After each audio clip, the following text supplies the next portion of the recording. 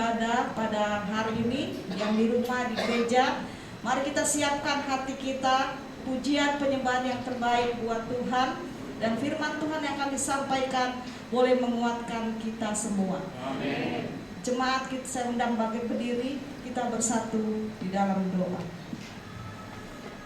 Besem Ela Rahamim Tehila Lehelo Henu Rabun Ha Olahim Arahamim Melek Yom Hadim Eleka Adonai Ekara WL Adonai Ehad Nehemi Beorak Misor Alekhet Bedeheru Wel Leharea Ito Lahala Bet Etse Ritsan Wela Saha.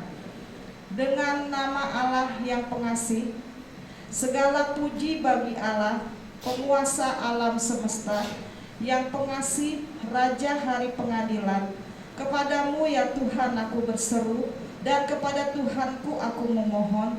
Pimpinlah kami ke jalan yang lurus, yaitu hidup menurut jalan yang ditunjukkan dengan takwa kepadanya, bukan menurut nasihat orang fasik, dan bukan orang yang menyimpang. Sama-sama kita katakan amin.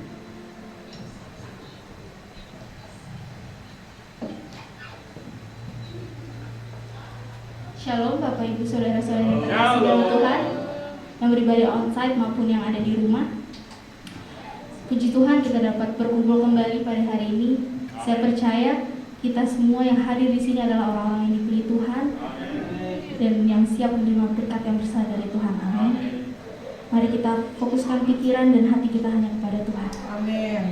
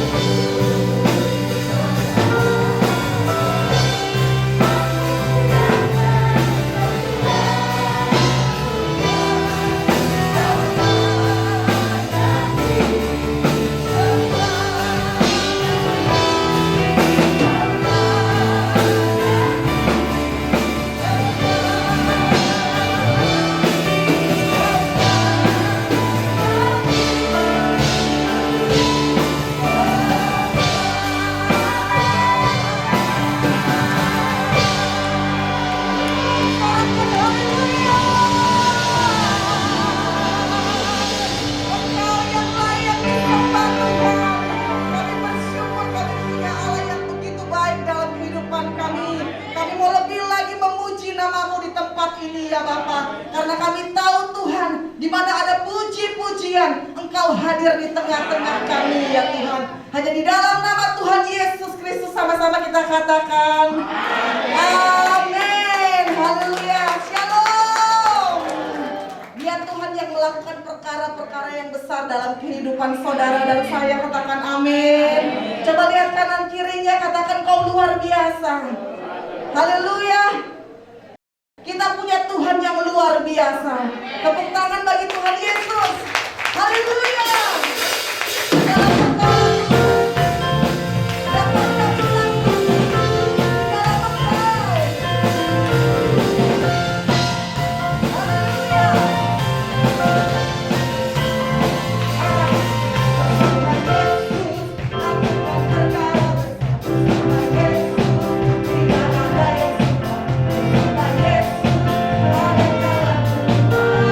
Untuk masalahmu,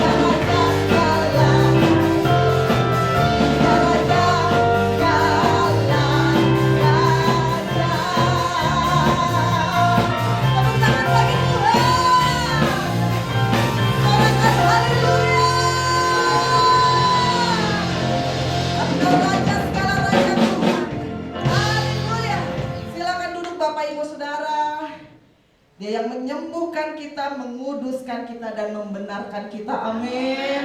Tiba saatnya untuk kita akan memberi, menabur. Semua sudah terima amplop persembahan? Ya, bagi Bapak Ibu Saudara yang beribadah online, saudara bisa memberikan persembahan, boleh ditransfer di nomor rekening yang ada di monitor ataupun di media sosial. Mari kita berdoa. Terima kasih Tuhan, Engkau Yesus, Anak Domba Allah, Juru Selamat bagi setiap kami Tuhan. Kau yang menyembuhkan setiap kami ya Bapa. Kami boleh sembuh di dalam nama Yesus. Kau yang menguduskan, membenarkan kami. Tiba saatnya buat kami menabur Tuhan. Kami bersyukur diberikan kesempatan buat kami menabur. Kami mau menabur di tanah yang subur Tuhan. Kami tahu waktu kami memberi ya Bapa, yang terbaik buat Tuhan kami berikan ya Bapa. Dan apa yang kami tanam kami tabur ya Bapa. Kami tabur, kami tuai Tuhan. Terima kasih buat setiap kami Tuhan. Ini umat-Mu, kami bersuka cita memberikan persembahan bagi Engkau. Di dalam nama Tuhan Yesus, sama-sama kita katakan amin. Saudara boleh memasukkan persembahan saudara di kotak yang ada di belakang setelah selesai ibadah.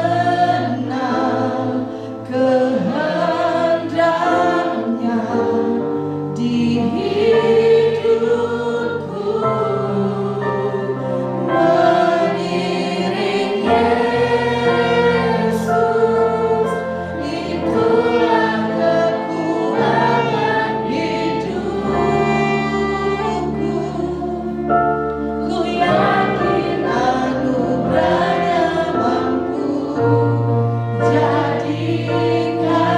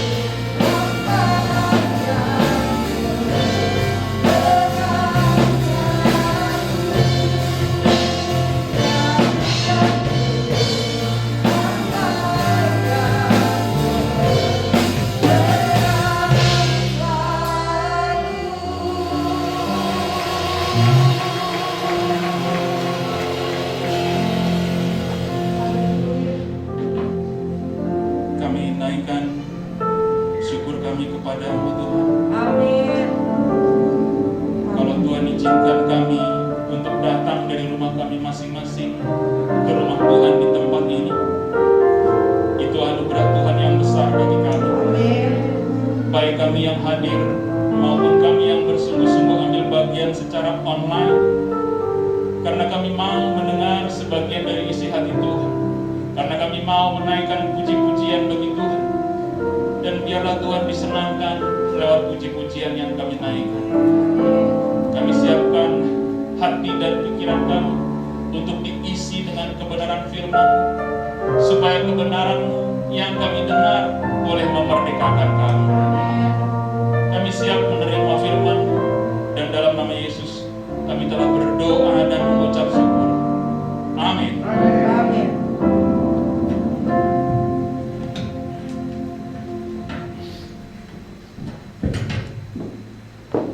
Shalom Bapak Ibu, Saudara dikasihi Tuhan Yesus Kristus.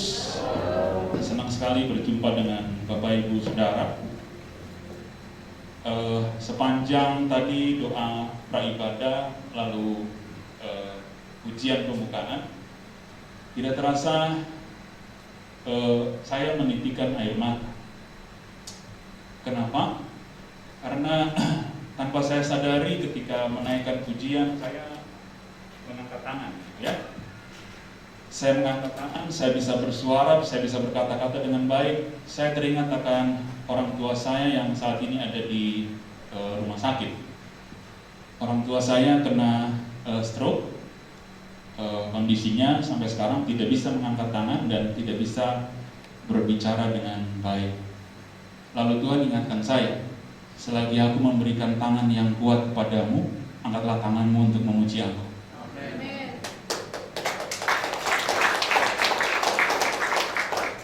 Lalu Tuhan mengingatkan saya, selagi aku masih memberikan kepadamu suara, kemampuan untuk berkata-kata, pujilah aku.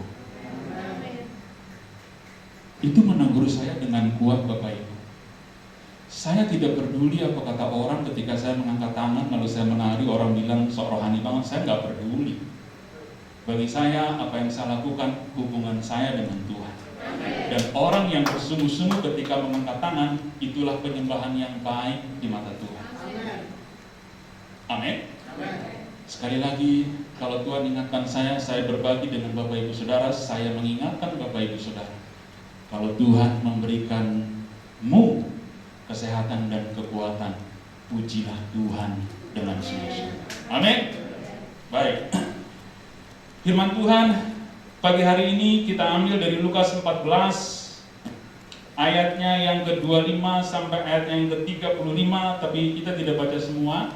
Saya ambil ayat yang mau kita renungkan sama-sama dari ayatnya yang ke-33. Demikian firman Tuhan. Demikian pula lah tiap-tiap orang di antara kamu yang tidak melepaskan dirinya dari segala miliknya tidak dapat menjadi muridku. Saya ulang sekali lagi, Bapak Ibu boleh perhatikan di layar monitor.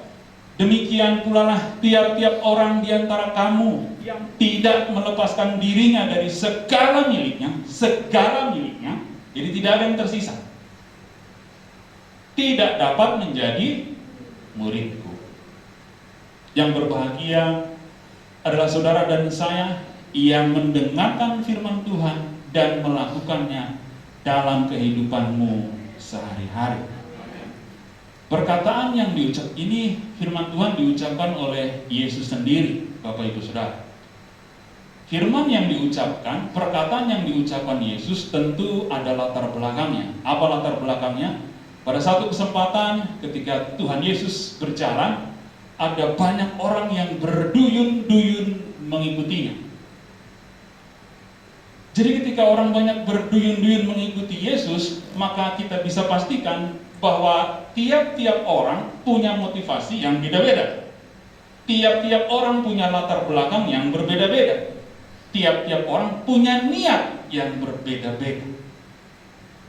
Dan apa yang terjadi 2022 tahun yang lalu, sekarang pun terjadi di kita. Ada banyak orang yang berduyun-duyun datang ke rumah Tuhan. Amin. Ada banyak orang yang bergerombol datang ke rumah Tuhan, ke gereja. Tapi pertanyaan yang sama kita bisa tanya buat kita semua. Apakah motivasi tiap orang sama ke gereja? Apakah tiap orang punya niat yang sama pergi ke gereja? Apakah setiap orang punya latar belakang yang sama pergi ke gereja? Maka saya katakan tidak semua orang punya motivasi atau niat yang sama datang ke gereja. Setuju nggak? Amin ya. Saya tidak ingin menyinggung jemaat Tuhan yang dikasihi Tuhan. Saya tidak ingin sekali. Karena tujuan saya menyampaikan firman sekali lagi tidak untuk menyinggung Bapak Ibu Saudara. Tidak. Tapi kalau Bapak Ibu tersinggung, puji Tuhan karena Tuhan ingin Bapak Ibu berubah. Kan begitu ya? Jadi kenapa orang datang ke gereja? Apa motivasi orang datang ke gereja? Ini saya katakan ini saya. Pertama, kadang-kadang orang ke gereja karena udah lama nggak ke gereja. Jadi dia rindu suasana gereja. Ini saya ya. Saya pernah di situasi itu. Sekali lagi saya tidak ingin menyinggung Bapak Ibu Saudara, karena saya hadir di sini tidak untuk menyinggung. Seringkali orang datang ke gereja, aku sudah lama nggak ke gereja, aku pengen ke gereja. Itu yang pertama. Ada orang punya alasan datang ke gereja karena sudah lama tidak ke gereja.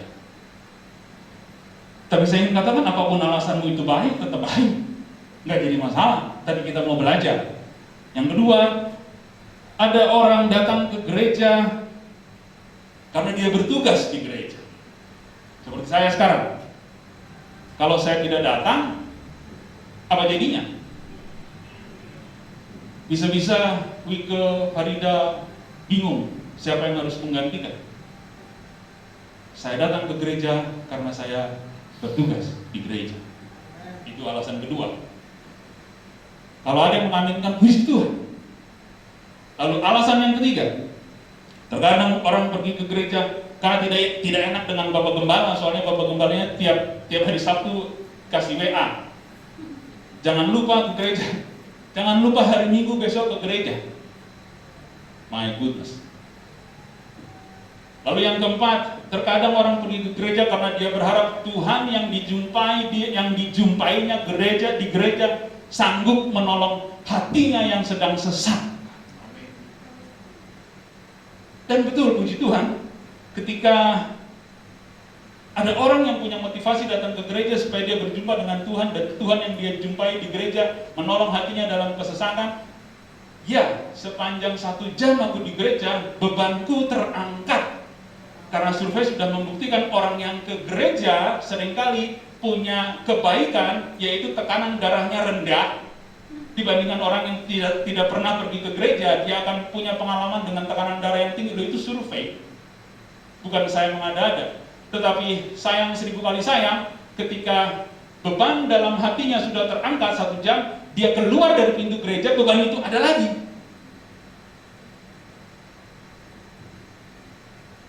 Lalu yang terakhir, ada banyak mungkin, saya simpulkan saya 5 saja, ada 6, 7, 8, silakan Bapak Ibu buat alasan masing-masing. Ada orang yang datang ke gereja karena kesepian. Barangkali ada tulang rusuknya yang di gereja, jadi dia bisa berjumpa dengan tulang rusuknya. Karena walau bagaimanapun berjumpa tulang rusuk di gereja jauh lebih bagus daripada berjumpa tulang rusuk di angkot. Kan gitu ya? Berjumpa tulang rusuk di gereja jauh lebih bagus daripada berjumpa tulang rusuk di diskotik. Udah jelas. Paling tidak latar belakang pertemuannya jauh lebih baik. Apakah orangnya lebih baik? Belum tentu juga. Ya? Tapi itulah beberapa alasan yang saya pernah lakukan. Hari ini ketika Bapak Ibu Saudara mendengar ada banyak alasan, mari kita introspeksi diri. Mari kita evaluasi diri. Adakah saya masuk bagian di dalam itu? Kenapa? Karena saya bagian orang-orang yang berduyun-duyun datang mengikut Yesus. Dan kepada orang yang datang berduyun-duyun mengikut Yesus, Yesus memalingkan mukanya, lalu berkata kepada orang banyak itu, barang siapa mau mengikut aku, dia harus memikul salib dan menjadi muridku. Kalimat ini diucapkan oleh Yesus kepada semua orang banyak, satu-satunya alasan, satu-satunya motivasi, satu-satunya niat yang diharapkan Yesus dari orang-orang yang berduyun-duyun datang mengikut Yesus adalah dia harus menjadi muridku.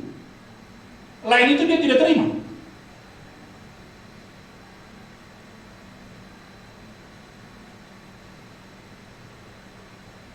Kan begitu ya. Dia tidak ingin, Yesus tidak ingin ada orang banyak yang mengikutinya, tidak tahu persyaratan apa yang harus dimiliki. Dia tidak mau. Yang kedua, Yesus tidak mau ada orang begitu banyak berduyun-duyun datang mengikut dia hanya karena dia mencari dan mengharapkan sesuatu. Apa itu? Seringkali orang mengikut Yesus berharap menerima berkat. Seringkali orang mengikut Yesus berharap menerima mujizat. Kan begitu ya? Lalu Bapak Ibu boleh tanya saya dong, Pak Nainggolan, Anda salah. Bukankah hak kami sebagai orang percaya menerima berkat dari Tuhan? Bukankah hak kami sebagai orang percaya menerima kesembuhan dari Tuhan? Saya jawab dengan pujian yang kita naikkan. Mengikut Yesus, itulah kesukaan hatiku. Ku lepas, sekali lagi, ku lepas untuk mengenal kehendaknya di hidupku. Saudara tidak akan bisa mengenal kehendak Tuhan Yesus dalam hidup saudara kalau saudara tidak pernah mau punya keinginan melepaskan setiap hakmu. Bukankah pujian itu yang kita naikkan? Bapak Ibu boleh menaikkan pujian itu dengan sungguh-sungguh. Tetapi kalau tidak punya niat sama sekali untuk melakukannya, maka pujianmu hambar di telinga Tuhan.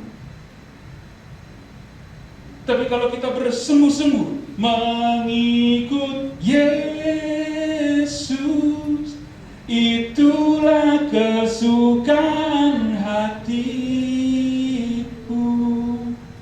Ku lepas semua aku untuk mengenal kehendaknya di hidupku. Hak apa yang harus Anda lepas? Hak menerima berkat. Diberkati atau tidak diberkati, Yesus tetap nomor satu. Amin.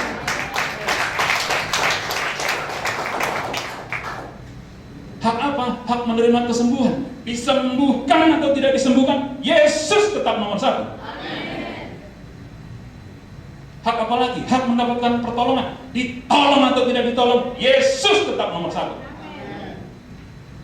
Oh haleluya. Kemarin saya ikut ibadah. Ada satu keluarga yang mau menikahkan anaknya, keluarga dekat kami. Lalu saya berjumpa dengan salah seorang keluarga. Baru kali ini kami berjumpa dalam jumlah yang besar karena selama pandemi kami tidak punya acara keluarga yang besar. Bapak Ibu kalau ingat kisah Naga Bonar, pemeran prianya siapa? Deddy Miswar ya. Ya saya salah juga sih ya. Mungkin saya generasinya lebih tua. Jadi begitu saya tanya Naga Bonar yang tahu cuma sedikit, kan di sini banyak yang lebih muda dari saya ya. Dan pemeran perempuannya, pemeran wanitanya itu bibi saya, tante saya. Kami panggilnya Namboru. Namboru itu datang dari pintu depan, lalu sebagai orang yang lebih muda, saya jumpai, saya tanya, apa kabar Namboru? Namboru sehat ya? Lalu Namboru saya ini bilang begini, puji Tuhan Amang, saya dipanggilnya Amang. Puji Tuhan Amang, 23 tahun saya stroke, 23 tahun saya di kursi roda. Tapi kalau saya masih bisa ngomong dengan baik, kalau saya ngomong orang bisa dengar dengan baik, itu anugerah Tuhan. disembuhkan, tidak disembuhkan, Yesus tetap nomor satu.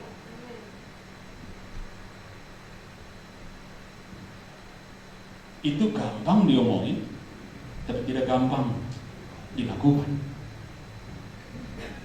Apa contohnya? Jelas banyak. Ada Elimelek dan Naomi. Ketika Elimelek dan Naomi pergi dari Bethlehem, kota roti, pergi ke tanah Moab, karena di Bethlehem sedang ditimpa bahaya kelaparan. Dia pergi, keluarga ini pergi tanpa pernah bertanya kepada Tuhan, apakah aku satu keluarga harus pergi ke Moab? Dia tidak pernah tanya Tuhan. Dia pikir dengan keluarganya pergi ke Moab, keluarganya bisa diselamatkan. Sekali lagi, dia pergi berusaha mencari keselamatan melalui pikirannya sendiri. Dia tidak pernah bertanya kepada Tuhan, Bapak, perlu nggak aku pergi ke Moab supaya kami tidak ditimpa kelaparan? Tidak sama sekali. Ternyata ketika di Moab, satu-satu keluarganya dipanggil pulang oleh Bapa di surga. Satu persatu tersisalah Naomi dan Ruth. Lalu ketika Naomi datang kembali sampai ke Bethlehem, dia berkata, Tuhan, tangan Tuhan menekan aku dengan hebat. Loh, dia yang cari masalah dengan pergi ke Moab tanpa bertanya kepada Tuhan, tapi dia berkata bahwa tangan Tuhan telah menekan aku dengan hebat. Itulah manusia. Jadi kalau Bapak Ibu, Saudara yang dikasihi Tuhan Yesus Kristus, mengambil keputusan tapi tidak pernah terlebih dahulu dengar-dengaran kepada Tuhan, jangan pernah protes, mengeluh kepada Tuhan. Lalu persyaratan yang teramat berat disampaikan oleh Yesus sendiri kepada orang yang berduyun-duyun mengikutinya. Termasuk hari ini, bagi kita semua, kalau engkau tidak membenci ayahmu, 1. Kalau engkau tidak membenci ibumu, 2.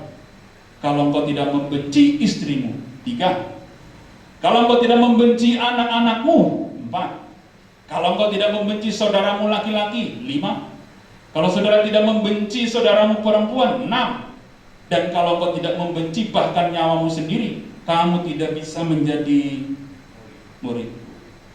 Bukankah semua orang yang hidup diajarkan oleh firman Tuhan untuk menghormati orang tua, untuk mengasihi orang tua dan keluarga?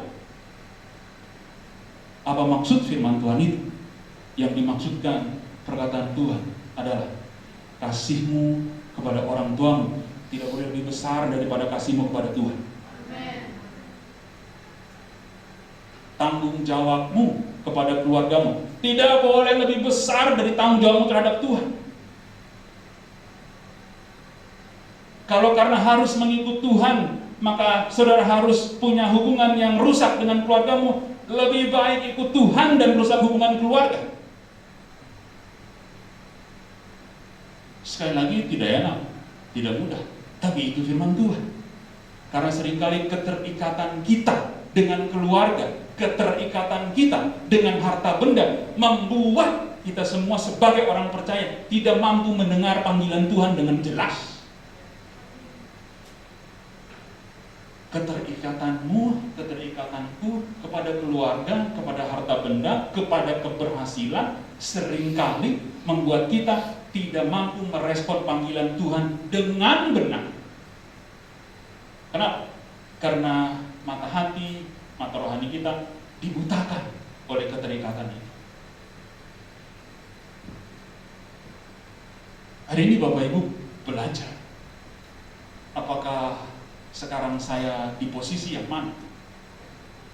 Dan tidak hanya berhenti sampai di membenci orang tua, membenci keluarga, bahkan nyawa sendiri. Dan pada akhirnya Bapa di surga, Tuhan Yesus dalam hal ini mengajarkan kepada orang banyak itu, kalau engkau tidak memikul salib, engkau tidak bisa menjadi murid. Memikul salib bukan seperti Simon dari Kirene yang membantu Yesus memikul salibnya untuk sampai ke Golgota. Bukan seperti itu maksud firman Tuhan. Tetapi memikul salib adalah Bapak Ibu Saudara hidup dalam kebenaran meskipun di hari-hari yang jahat. Dan itu tidak mudah Bapak Ibu. Bapak Ibu ditantang untuk tetap hidup kudus di tengah-tengah kenajisan dunia ini. Bapak Ibu ditantang untuk tidak hidup dalam nafsu duniawi ketika Bapak Ibu memutuskan menjadi murid Kristus, memikul salib penderitaan bagi orang percaya, memikul salib kehinaan bagi orang percaya. Dan memikul salib dilakukan hari demi hari. Tapi ada kabar sukacita. Ketika Bapak Ibu memikul salib, berita salib bukan hanya berita penderitaan, bukan hanya berita kesengsaraan. Karena salib adalah berita pendamaian. Karena salib adalah berita pemulihan. Karena salib adalah berita keselamatan. Bukankah dengan memikul salib Yesus menebus dosa-dosa kita sehingga kita punya peluang untuk berdamai dengan Tuhan? Amin. Jadi ketika Bapak Ibu Saudara memutuskan untuk hidup dengan benar, hidup dengan kudus, tidak meninggalkan kesalehan, maka engkau pasti mengalami penderitaan. Kenapa? Karena hari-hari ini semakin jahat, nafsu dunia semakin besar. Bapak Ibu terus bertahan, maka kesengsaraan kau akan pikul setiap hari. Tapi sadarlah bahwa ketika salib yang kau pikul itu akan memberikanmu damai dan sejahtera. Amin. Itu ya dan amin. Seberat apapun situasi yang Bapak Ibu hadapi, ketika Bapak Ibu menyatakan yang benar di atas yang benar, yang salah di atas yang salah, maka salib yang adalah berita pendamaian akan mendamaikan hatimu.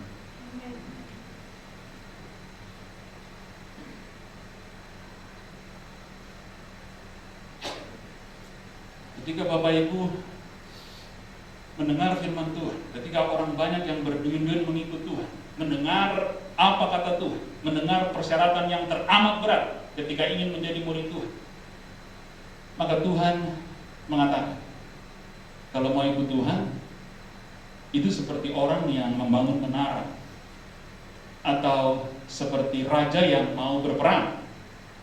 Kalau Anda mau membangun menara, gak usah menara deh. Kalau mungkin Bapak Ibu membayangkannya terlalu sulit, coba kita membayangkan rumahnya. Kalau kita mau membangun rumah, duduk dulu, hitung dulu. Kalau biaya rumahnya X, Bapak Ibu jangan siapkan uang sebesar X, tapi ada X plus plus, supaya ketika ternyata biayanya bertambah, membengkak, maka Bapak Ibu tetap mampu menyelesaikan rumah itu. Firman Tuhan katakan, kalau engkau tidak duduk dulu, hitung dulu, ketika engkau membangun satu rumah dan rumah itu tidak selesai, orang yang datang melihat akan mengejekmu. Itu firman Tuhan, Bapak Ibu. Jadi siapapun yang membangun rumah lalu tidak bisa meneruskan pembangunannya, maka orang yang melihat dia akan mengejek. Seperti raja yang mau berperang, raja yang bijaksana, dia akan berhitung seberapa kuat saya menghadapi raja yang akan saya lawan. Dan hal yang sama, dia akan berhitung seberapa kuat raja yang saya lawan ini. Dia berhitung kekuatannya, dia berhitung kekuatan raja yang menjadi lawannya. Kalau dia tidak tahu seberapa kuat lawan yang dihadapi, maka dia kalah. Dan bagi seorang raja, kekalahan dalam perang adalah hal yang memalukan. Apa maksud perumpamaan atau contoh yang disampaikan Yesus? Menjadi murid Yesus sampai mati.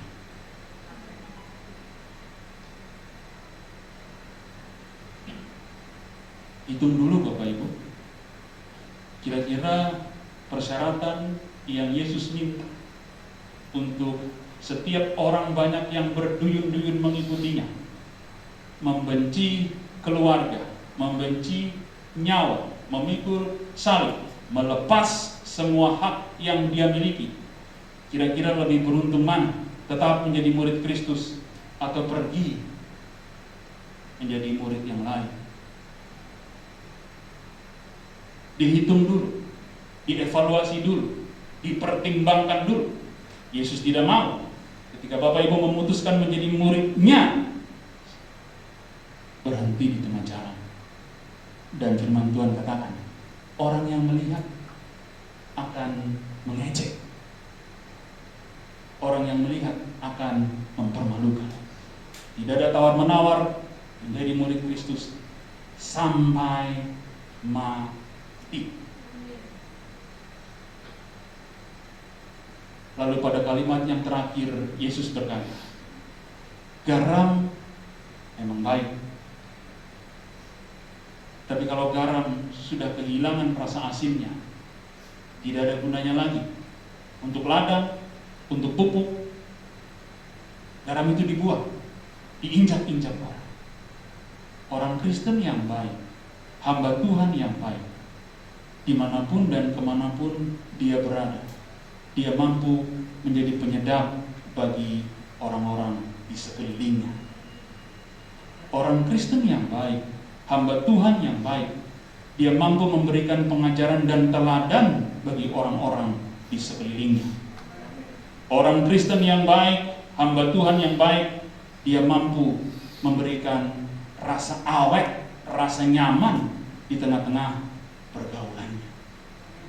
Tapi orang Kristen yang merosot akhlaknya, yang hidup semau gue, yang hidup menuruti hawa nafsunya sendiri, Tuhan berkata, dengan apa garam diasinkan?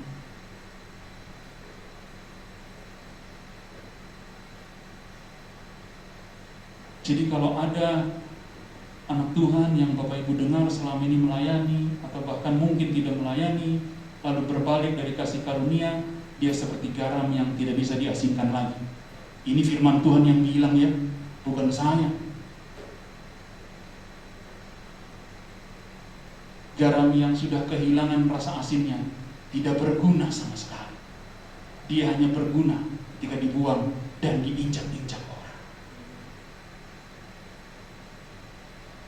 Mari kita merenungkan firman Tuhan ini. Saya berdoa, saya berharap keputusan saudara dan saya menjadi murid Kristus karena kita rindu menjadi garam bagi dunia ini. Kita rindu kehadiran kita membawa damai sejahtera dimanapun kita tinggal. Kita rindu sebagai garam, kita bisa memberikan sukacita bagi orang-orang di sekeliling kita. Kita rindu sebagai garam dunia ini, kita menjadi teladan bagi banyak orang. Dan untuk firman Tuhan yang terakhir, Yesus mengatakan, siapa yang bertelinga, hendaklah ia mendengar. Apa maksudnya? Apa yang kusampaikan kepadamu dari awal sampai kepada akhir, siapa yang bertelinga hendaklah ia mendengar. Perhatikan dan camkanlah itu. Telingamu hanya bisa berguna dengan baik ketika engkau pakai untuk mendengar kebenaran firman Tuhan dan peringatan-peringatannya. Jadi mulai hari ini, awasi apa yang kau dengar. Kalau itu bukan firman Tuhan, kalau itu bukan peringatan-peringatan yang datang dari Tuhan, maka tinggal tunggu waktu, kita semua akan murtad, berbalik dari kasih karunia Allah. Oleh sebab itu perkataan Tuhan yang keras diberikan, disampaikan kepada setiap orang percaya. Siapa yang bertelinga, hendaklah ia mendengar. Perhatikanlah apa yang telah kusampaikan. Camkanlah apa yang telah kusampaikan. Awasilah apa yang telah kusampaikan. Ketika engkau mulai mendengar, mengawasi, mencamkan apa yang kau dengar, firman Tuhan yang kau dengar, maka yang kau dengar akan menolongmu dari kesesatan.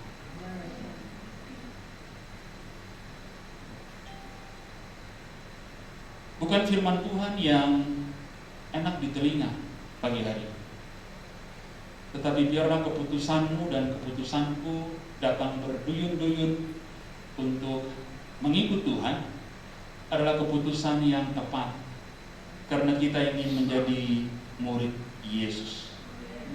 Murid yang mengasihi Yesus lebih dari segalanya. Murid yang siap menderita kalau itu karena kebenaran. Siap menanggung apapun bentuk penderitaan yang Tuhan izinkan kalau itu harus hidup dalam kekudusan. Sebab kita percaya Salib yang kita pikul hari lepas hari. Salib yang kita ambil, kita angkat, kita pikul hari lepas hari. Bukan hanya berita kesengsaraan dan penderitaan semata, tapi juga berita sukacita. Sebab dengan salib kita punya kesempatan untuk berdamai dengan Allah. Allah yang memberi sukacita dalam setiap pergumulan.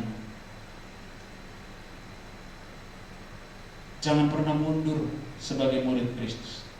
Sebab sungguh persoalan jauh lebih berat ketika engkau meninggalkan Kristus daripada persoalan ada tapi kita tetap bersama Kristus. Jadilah murid Kristus yang baik. Puji Tuhan, haleluya. Mari kita berdoa.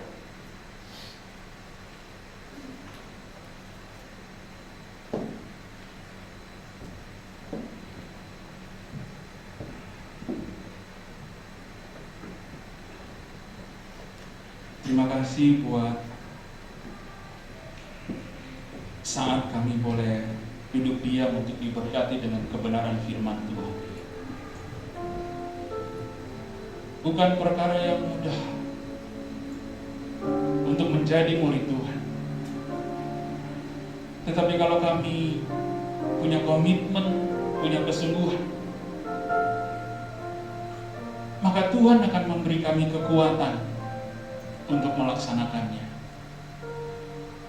Kekuatan kami sendiri tidak seberapa Tuhan, tetapi kami bersyukur dalam kelemahan kami, kuasa Tuhan dan kuat Tuhan nyata dalam hidup kami. Kami memikul salib hari lepas hari, rela berkorban karena kebenaran, apapun bentuk penderitaan yang kami akan alami, sebab kami tahu upah yang kami terima nanti akan lebih besar dari apa yang kami alami selama kami hidup di dunia ini. Terima kasih Tuhan. Hamba berdoa buat umat yang Kau kasih. Biarlah mereka sanggup menjadi murid yang setia, menjadi murid yang baik bagi Tuhan.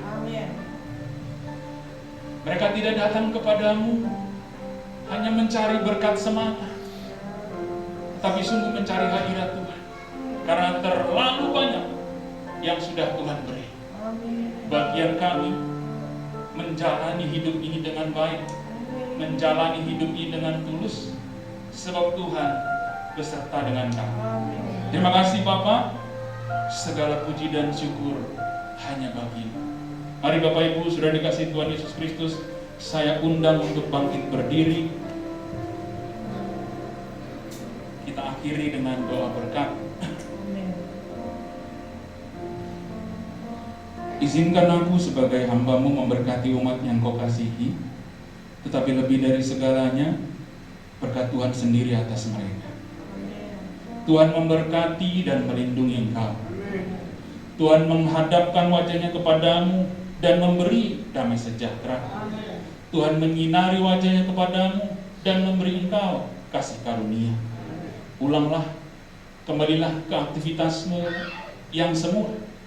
Ingatlah apa yang kau dengar, sebab tangan Tuhan tidak pernah berhenti menyertai engkau. Kasih karunia dari Allah Bapa dan cinta kasih dari Tuhan Yesus Kristus, pertolongan dan persekutuan yang manis dari Roh Kudus menyertai Bapak Ibu Saudara mulai pagi hari ini, besok kekal sampai Maranatha. Mari semua yang berjuang menjadi murid Kristus yang baik, kita katakan amin.